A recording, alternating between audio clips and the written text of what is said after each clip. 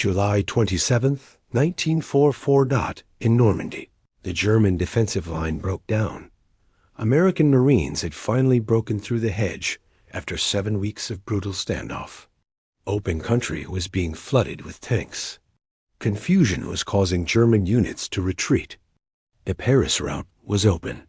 Standing in his command post, the guy who made it happen observed the incoming reports.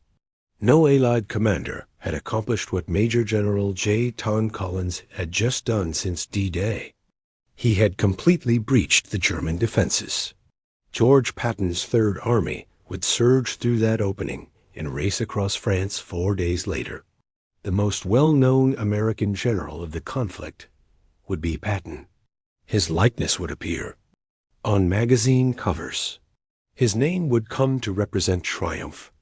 Collins would be overlooked. It was another general who made the breakthrough that made Patton famous. In 1944, J. Ton Collins was 48 years old. He became the youngest corps commander in the U.S. Army as a result. He had been turned down for Corps Command in the Pacific by Douglas MacArthur. MacArthur said, "Too young, not enough seniority."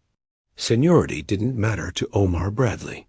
Bradley had Eisenhower's ear, and he was concerned with outcomes. In the Pacific, Collins had earned his moniker. He had been in charge of the 25th Infantry Division in New Georgia's Guadalcanal. He was known as Lightning Joe because of his aggressive methods and quick progress. Omar Bradley particularly requested Collins as a key commander for the most crucial Normandy invasion effort. Collins was someone Bradley had known at the Army School prior to the war. He recalled a bright, combative, and risk-taking young cop. All 3 traits would be necessary for the task Bradley had in mind. On D-Day, Collins' 7th Corps was assigned to the Utah beach. However, the beach landing was only the start. Cherbourg was his true mission. To maintain their forces in France, the Allies need a deep water port. Every replacement soldier, every gallon of fuel, and every bullet would have to pass through that port. The invasion would eventually get hungry without Cherbourg. Cherbourg was supposed to be captured within 9 days of arriving, according to the original plan. This was seen favorably by military planners. The port has been transformed into a stronghold by the Germans. They had 4 years to construct their defenses. Every approach was covered by artillery positions. The garrison was committed to holding. Collins had to fight across the Cotton Peninsula, land his force on a hostile beach, and seize one of Europe's most well-guarded ports. He had less than 3 weeks to complete the task. June 6, 1944. The 7th Corps arrived at Utah Beach with fewer casualties than anticipated. As other centers solidified their beachheads, Collins surged inland right away. The 7th Corps advanced northward in the direction of Cherbourg. The combat was vicious. Every hedge, every settlement, and every intersection was defended by German defenders. Collins continued to advance despite losing men on a daily basis. Collins. Soldiers arrived at the outskirts of Cherbourg on June 22. Demands for surrender were rejected by the German garrison commander. Collins gave the order for a 3-pronged, coordinated attack. The organized resistance came to an end on June 27, 5 days later. Cherbourg was a member of the 7th Corps. The most strategically significant goal in Normandy had been taken by Collins. The United States controlled the port that would support millions of Allied soldiers. For precisely 1 day, the news made headlines. However, the spotlight was short-lived, because the true nightmare was only getting started south of Cherbourg. The American army was being killed by the Boas. Normandy was split up into thousands of little fields by ancient hedgerows. Each hedgerow was a 4-foot-tall earthen wall covered in thick vegetation. Tanks were unable to advance. Infantry were unable to see past the next field. Every hedge had the potential to be an ambush. German machine guns were positioned in hiding. Mortar focused on openings in the foliage. American soldiers perished while attempting to cross open terrain that they were unable to avoid. Yards per day were used to gauge progress. The number of casualties increased to thousands. It was a nightmare. Of cramped quarters, men battled and lost their lives for a single field, only to discover that thousands more were waiting for them. Under the pressure of an enemy they could hardly see until it was too late, the American Army's morale was starting to crumble. The First Army had only moved 15 miles from the beaches by the middle of July. By now, the original plan called for being 60 miles inland. Bradley was in a desperate situation. With no end in sight, his army was bleeding out in the hedge. He needed someone to end the impasse, someone strong enough to break through the German defenses. Lightning Joe Collins was everything he needed. Operation Cobra was the name of Bradley's scheme. The American offensive was the most ambitious of the war to yet. The idea was straightforward.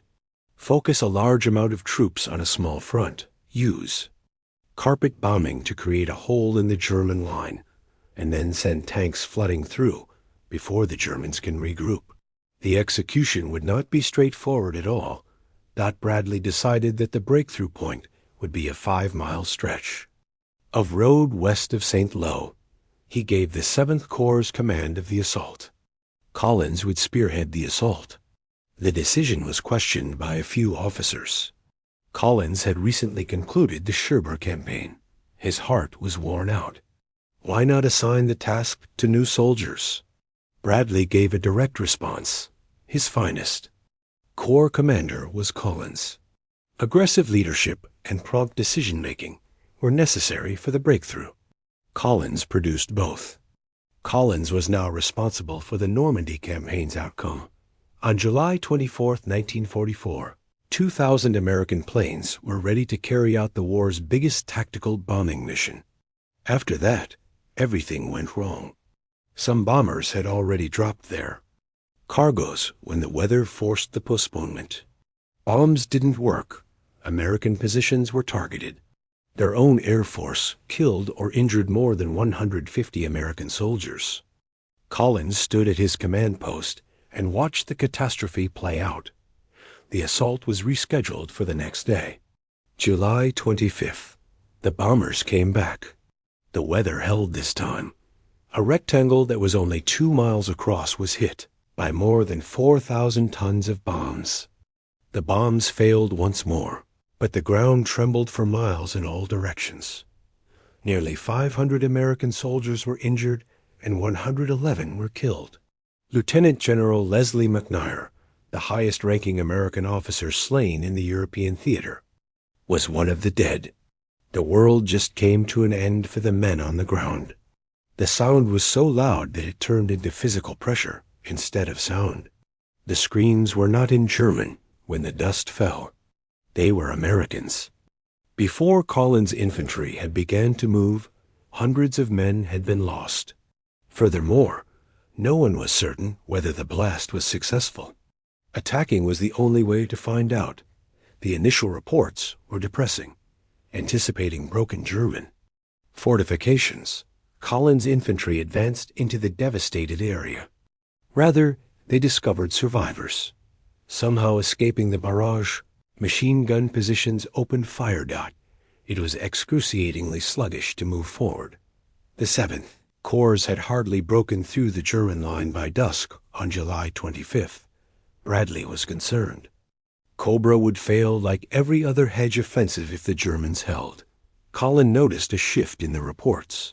The German counterattacks were haphazard. The prisoners appeared, stunned and perplexed. German units were unable to communicate with one another. The German line was failing. It was breaking. Collins made a choice that might alter the course of the conflict. He ordered his armor to advance right away, rather than waiting for his troops to achieve the breach. There was a huge risk. American tanks would be caught in a meat grinder if the German line strengthened. Collins was by himself at that very moment. He wouldn't simply lose his job if he was mistaken. The 2nd and 3rd Armored Divisions would be destroyed by him. As they waited for him to issue the command, the entire invasion army held its breath. Collins, however, trusted his gut. The Germans were in shock. The time to attack was now. Collins' armor discovered the weaknesses and took advantage of them on July 26th. German strongholds that would have halted soldiers were avoided by tank columns. Unlike any American force since D-Day, they advanced farther into enemy territory. German leaders attempted to create additional lines of defense. Before the lines could form, American tanks came. The German 7th Army was reporting devastating casualties. By July 27th, they had 7 different defensive line ruptures. There are no reserves to plug them. The meticulous hedge war had come to an end. This was now mobile warfare. In Normandy, Collins's 7th Corps had destroyed the German army. This was the breakthrough that all Allied commanders had been hoping for since June 6th. There was open country ahead. Paris was feasible. In the West, the German army was in danger of disintegrating. For just 5 more days, Lightning Joe Collins controlled all of this. August 1st, 1944, the 3rd Army under George Patton was put into action. Since the slapping episodes almost put an end to his career, Patton has been waiting for this moment. As part of a deception operation, he had commanded a phantom army for months. At last, he had actual troops. He was instructed to take use of the innovation Collins had made. That's just what Patton did. The 3rd Army rushed through the opening. After opening, the 7th Corps raced around France. Patton's tanks were able to travel seemingly unachievable distances. Town after town collapsed. In a panic, the German soldiers withdrew. Patton's rush across France captivated the media. His most recent developments were the subject of competition among war correspondents. Newspaper headlines highlighted Patton's brilliance, boldness, and unstoppable army. Nobody said who had made the opening that Patton was taking advantage of. Nobody questioned who had initially breached the German line. As the cameras followed Patton, Collins continued to battle. Throughout August and September, the pattern persisted. The toughest fighting was done by Collins' 7th Corps. The first German city to fall to the Allies was Aisne, which they took. Siegfried Line fortifications were breached by them. The headlines went to Patton. It wasn't intentional stealing. Patton was just more theatrical, more photogenic, and more quotable. He provided colorful quotes to reporters. His uniforms were unusual. His copy was excellent. Collins was reserved and well-mannered. He allowed his outcomes to do the talking. Patton meticulously created the image of the supreme warrior and carried revolvers with ivory handles. Collins appeared to be a bank manager dressed in a uniform. The audience always focuses on the actor rather than the stage crew in a combat theater. Even Bradley, who was aware of the reality, was unable to change the public's attention, even if the stagehand was pulling the ropes. Lightning Joe Collins was unknown to the majority of Americans by the time the Battle of the Bulge started. In December 1944, the Germans' final significant offensive in the West began on December 16, 1944. Collins was drafted in to spearhead the counterattack while 5th Corps held the crucial northern shoulder at Elsenborn Ridge. In order to stop the penetration, 7th Corps advanced into the German flank from the north. The headlines were dominated by Patton's heroic relief of Bastogne. His maneuver to turn north became legendary. Collins's northern counteroffensive was just as significant, although it only got a small amount of media attention. Until the conclusion of the war, the trend persisted. Collins had fought from Utah, beach to the Ella River. When Germany submitted in May 1945, Cherbourg was under his control. At Cobra, he had breached the German line. He had assisted in halting the Bulge. Bradley subsequently stated that Collins would have led the army despite his youth and lack of seniority if it had established a second field army in Europe. Collins was regarded by German generals as one of the top 2 American corps commanders they encountered. Public memory didn't care about any of it. Collins was appointed Army Chief of Staff during the Korean War following the war. He was in office from 1949 to 1953. 3 times. He was awarded the Army Distinguished Service Medal. He received the Order of Suvorov twice by the Soviets. While Armstrong and Aldrin were walking on the moon, Michael Collins, his nephew, would pilot the Apollo 11 command module. Lightning Joe Collins was not well known as a result of any of it. Patton's race across France comes to mind when Americans consider the Normandy breakout. The general who made that race possible is not something they consider. The capture of Cherbourg is a footnote. Instead of the people who made it possible, Operation Cobra is remembered for what transpired following Patton's sprint across France. Every significant battle fought by the Army's youngest corps commander was won. He produced the campaign's most significant breakthrough and the most significant port. In any case, history forgot about him. Collins' accomplishments were known to the men who served under him. Bradley was aware. The public never found out, but Eisenhower did. Collins passed away in 1987 at the age of 91. Despite mentioning his service in his obituaries, he was unable to become well known after 40 years of obscurity. Only after his passing did Patton's reputation grow. Films were produced. Shelves were stocked with books. His face came to represent the might of the American armed forces. Collins received a paragraph in the biographies of other persons. Lightning Joe Collins made the discovery that altered the course of the battle. It was someone else's credit. Sometimes, that's how history operates. It's not always the man who performs the heavy lifting who receives the statue. Collins was aware of this. He never voiced any public complaints. He simply carried on with his work. However, none of that alters the events of July 27, 1944. The German line broke. It was made possible by Lightning Joe Collins. It became famous thanks to Patton. Both claims are accurate. However, history tends to overlook the lightning that delivered the blow while recalling the roar of Patton's tanks.